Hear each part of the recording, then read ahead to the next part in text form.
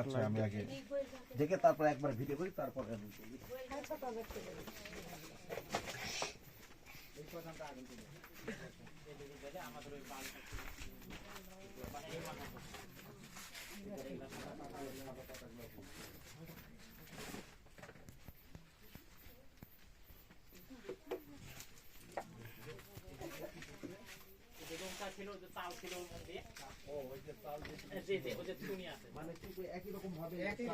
এখানে যেটা আছে থাকো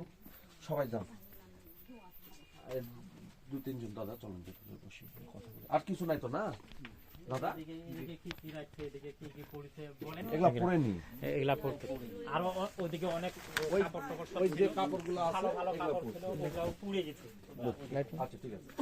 লাইট ধরো ডুপ্লিকেট